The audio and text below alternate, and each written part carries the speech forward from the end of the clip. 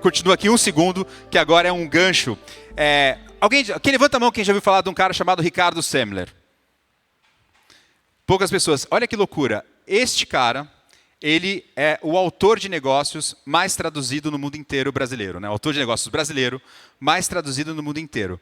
Ele fez um livro na década de 80, que chamava Virando a Própria Mesa, onde ele revolucionou na empresa, a Senco, a empresa dele, revolucionou na década de 80 a forma que as pessoas trabalhavam. Então, hoje é meio óbvio, mas lá ninguém tinha mesa, ninguém tinha espaço, ele colocava redários ao longo nos anos 80, né? Então, assim, as pessoas decidiam salário numa mesa juntas, delas próprias. Então, e eu tive a sorte de trabalhar. Meu primeiro trabalho foi com ele, primeira coisa. Então, eu vivi isso e foi muito, muito bacana. Depois de um tempo, ele falou, cara, acho que eu vou reformular a escola agora. Aí criou, aí na década de começo de 2000, criou uma das primeiras escolas democráticas, que as crianças aprendiam por projeto e não tinha mais professor, tinha lá o tutor e o mentor, e revolucionou. Hoje também é meio óbvio, revolucionou.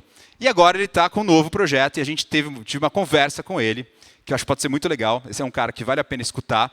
E eu queria soltar essa conversa que eu tive com ele, é curta, para ver se a gente se inspira também. E ele está revolucionando outras áreas, está revolucionando novamente a escola, e eu acho legal vocês escutarem aqui. Você solta aí, Ari.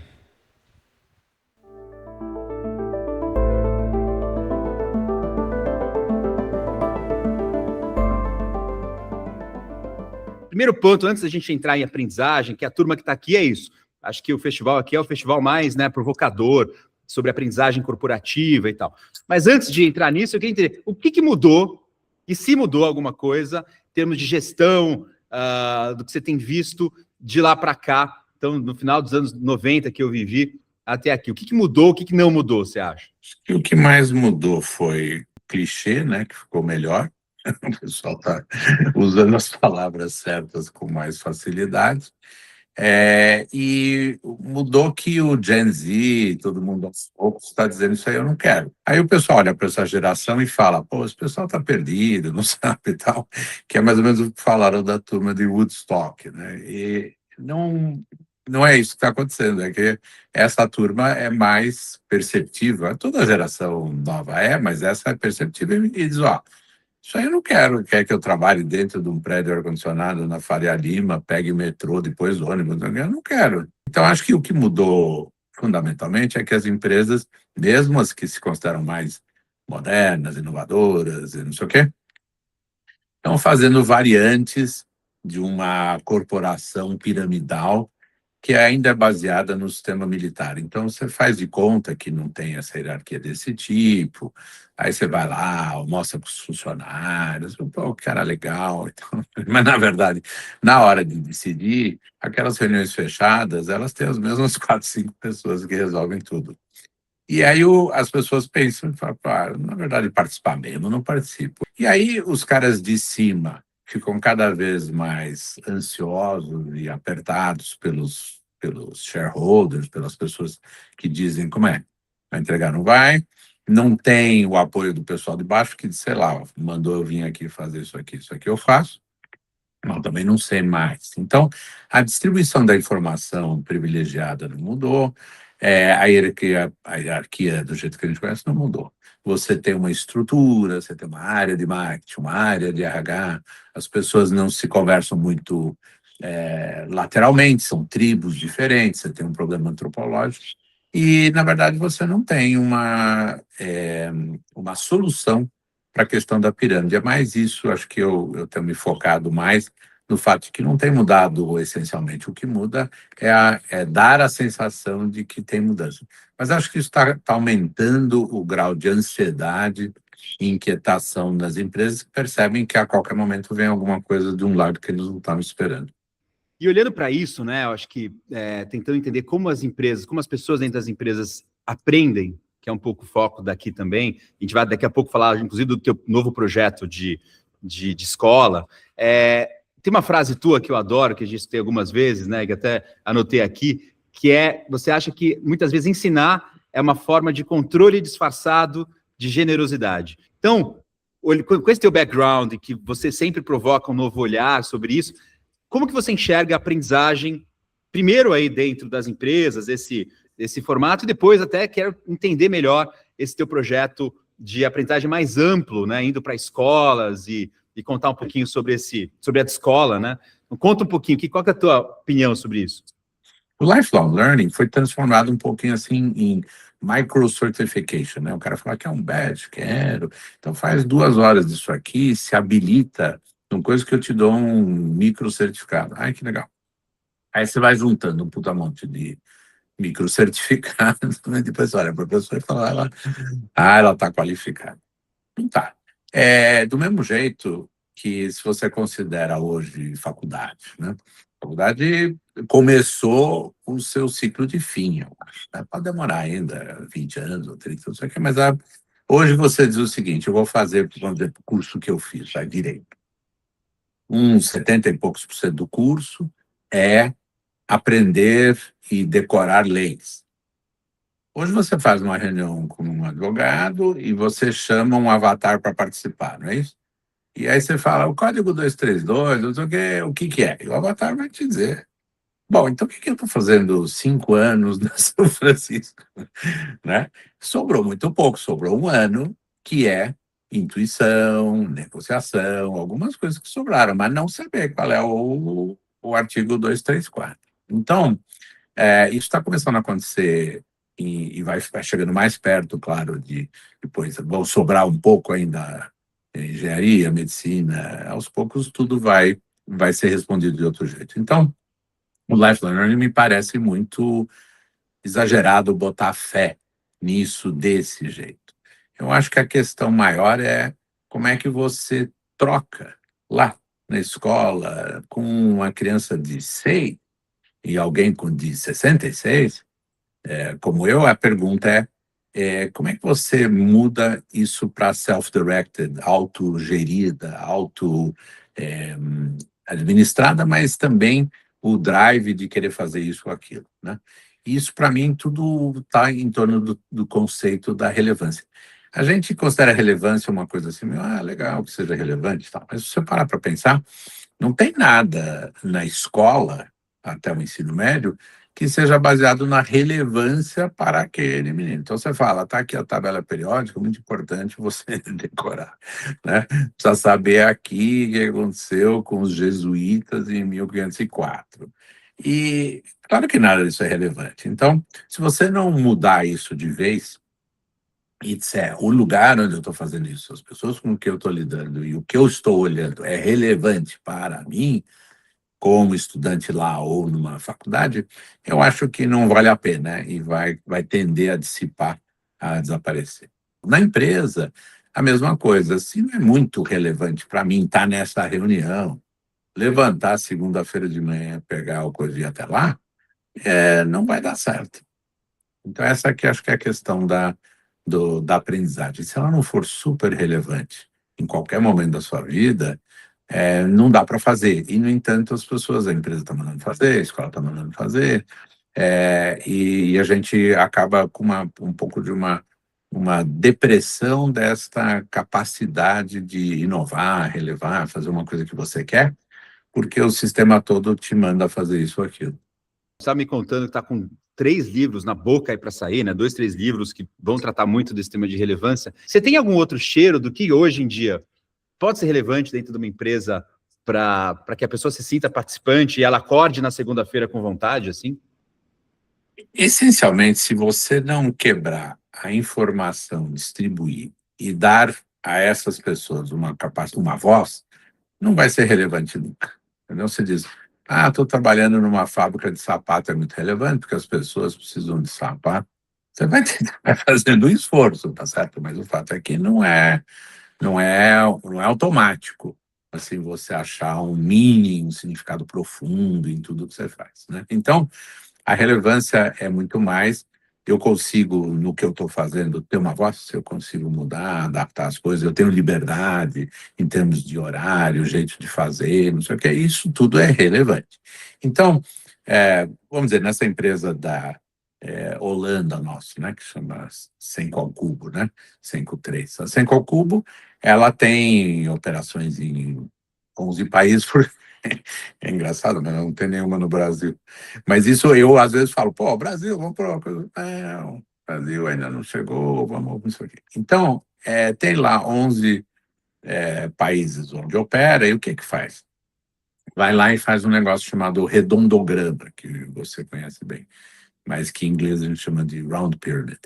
E aquilo diz o seguinte, olha, se você tiver 6, 8, mesmo 4 níveis de hierarquia, em que você não sabe tudo, e na medida que você vai subindo, a informação vai sendo mantida lá, não tem solução para a questão da relevância ou do interesse em sair de casa e fazer alguma coisa. Então, a solução, claro, que é levar lá para baixo essa participação, essa informação, essa capacidade de se envolver e sentir que vale a pena. Então, para isso, as empresas têm que aceitar a ideia de que tudo é baseado mesmo em times de uns 10, né? Não tem empresa. Quando a gente tinha lá 5.000 pessoas, na empresa nós tínhamos 500 grupos de 10. Em 1.000 lugares, a pessoa podia escolher um de 14 lugares, né, na cidade de São Paulo para trabalhar.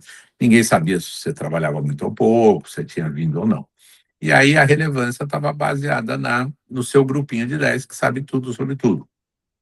E esse grupo de 10, você tem que ter um poder maior sobre a decisão de validar, quase que eleger, mas validar o líder desses grupos e o próximo nível, etc. Ter muito poucos níveis e em cada um deles distribui a informação toda. Então, acho que você lembra também, a gente dava aula para torneiro mecânico, para pessoal de limpeza, sobre balanço, porque o balanço não tem mais do que 5 ou 6 itens e qualquer um entende. E qualquer pessoa que uma pessoa que faz limpeza e que chega no final do mês sabe muito bem fazer conta do que sobrou, quanto custa o supermercado, ônibus e assim por diante. Então, a empresa não é muito diferente disso. A gente vai sofisticando, cria um balanço. Se olhar o balanço de qualquer empresa hoje, eu digo, vê para mim no balanço, aí me diz qual é a folha de pagamento. Não dá para saber, está distribuído em 11 linhas diferentes, adiantado, futuro, não sei o quê. Então, aí não dá para ser relevante, não dá para você sentir que você faz parte de alguma coisa que você entende. Então, o fundamental para a gente é distribuir isso, distribuir a informação, distribuir o poder de resolver, porque aí a pessoa diz, bom, então se eu participar desta reunião é relevante. Mas você vai participando de reunião, fazendo parte de um programa que vê lá de cima, depois você devolve lá para cima, depois eles resolvem não fazer uso, não sei o que, você vai perdendo o tesão, vai perdendo a capacidade de achar que você faz parte de alguma coisa e a relevância vai embora. É isso que precisa ser consertado. By the way, né, a propósito, eram 5.000 pessoas e um RH, uma pessoa de RH, que é o seu Clóvis, que tem 92 hoje, é isso? E que continua ativo. Eu acho que o fato de ter um RH só era por conta dessa descentralização mesmo, eram pequenos grupos. Acho que isso é... E quando você tem um departamento inteiro que cuida de pessoas, mas pessoas é a única coisa que você tem, é uma contradição em termos, entende? Você fala, bom, vamos ver aqui um problema, você está sendo... vai lá no RH que eles resolvem. Não é? A ideia de que você vai mandar para um departamento já é um problema insuperável, né? Esta turma tem que estar distribuída como olhar para pessoas, mas distribuído nesses grupos de 10 empresas fora, né? E os 3 e-books que você mencionou, de umas 30 e poucas páginas cada um deles é sobre isso da empresa, como é que você muda, chama O Fim do Chefe, The End of the Boss. E aí tem um que é The End of School, o fim da escola, e um The End of Forever, que é o fim do para sempre, né? Que é essa ideia de que o sucesso na nossa cabeça ainda, mesmo que a gente queira se desprender disso, ele está associado a ciclos longos e a longevidade. Então, um casamento que dure 18 anos, mas acabe, você fala, não deu certo. Como não deu certo? 18 anos disso, foi um ciclo completo, deu completamente certo por 18 anos. E tem parte que foi bem, tem parte que foi mal, mas é um ciclo completo. A mesma coisa se eu mudo de emprego muito, né? Ou eu mudo de carreira, fui arquiteto por 20 anos, agora eu quero ser pintor, quero ser engenheiro civil. Ah, então não deu certo como arquiteto. Isso precisa mudar. E na nossa cabeça toda ainda o sucesso está associado a isso. E é importante que as pessoas redefinam o que é sucesso e aceitem a ideia de que tem ciclos mais curtos e que as pessoas vão viver mais. Então, mais razão para ter mais ciclos e não ficar perseverante ou mesmo teimoso numa coisa quando ela passou da relevância e passou do prazer que devia dar. No caso do fim da escola, que vale para a escola, para a faculdade, mas na escola a pergunta hoje é a seguinte: para que a gente ainda tem o prédio, os professores, a estrutura, o corredor, a secretaria, o sistema de diploma? Aquilo, na verdade, caducou. Nós estamos mantendo por inércia institucional da sociedade, que é sempre muito alta. Então, a gente criou, estamos com um modelo em Porto Alegre, numa comunidade, numa escola pública e também numa escola particular. E isso a gente chama de descolada no Brasil e chama de untethered, quer dizer, desconectada aqui. E a untethered, a descolada, diz o seguinte: olha, eu vou fazer o mesmo raciocínio, 10 crianças, adolescentes, são um cohort, e eles estão num canto aí que tem sofá, beanbag, não sei o que, entram lá, jogam a mochila e tem um dashboard do que eles precisam dar conta em um ano. E aí eles olham, eles recebem a primeira coisa, que é leitura de mundo. E a leitura de mundo é o que aconteceu hoje no mundo, e vamos tentar entender aquilo. Então, a gente, hoje em dia, a gente vai gerando via AI, com a gente que vai buscar, não sei o quê, mas o raciocínio é o mesmo. Quer dizer, chega lá e você olha e diz: está acontecendo, não sei o quê, sequestraram o Maduro em Caracas. Então, por que sequestraram? O que significa petróleo? O que é imperialismo? O que é... E aí os meninos, se aquilo for relevante, porque aquilo faz um matchmaking com o que eles já disseram que é relevante. O AI gera para eles 1000 jeitos de olhar aquilo, YouTube, o que seja. Eles podem entrar numa plataforma e falar com meninos numa escola em Caracas, que seja do nosso network. E aí eles falam com o menino: cara, o que está acontecendo aí? O que quer dizer, etc. E, por último, o mestre, ele é remoto e digital. Tem alguns que vêm para a escola, tal, mas não tem mais a figura do professor. Tem a figura de um tutor que coordena esses 10 e outros 10, mas o tempo todo o que eles estão olhando é o que é relevante para eles. E aí tem um sistema muito sofisticado, caro, demorou muito para desenvolver, de software que vai dando baixa no currículo brasileiro, americano. Nós temos escola em Bagdá, então lá em árabe no currículo iraquiano, e assim por diante. Monitora competências, onde é que ele está no currículo brasileiro, o BNCC, o que falta, não sei o quê, e vai negociando como é que vai fazer projetos ou fazer coisas que deem embaixo daquilo mais interessante. Então, na vida corporativa é a mesma coisa. Você lembra, né, a gente fazer todas as reuniões abertas aos interessados, e quando encher o saco você vai embora. Você tem alguma última dica para essa galera aqui? Alguma coisa de como que eles vão navegar para os próximos anos, meses, aqui com AI e tal? Tem alguma coisa que tiver em mente? Dica final aí para a galera? Eu acho que esse medo do AI está em tudo, é pervasivo, mas acho que é lembrar para o pessoal, como você disse, que mexe com gente, que a estrutura precisa ser lentamente alterada para que a pessoa queira, né? Isso é a coisa mais difícil.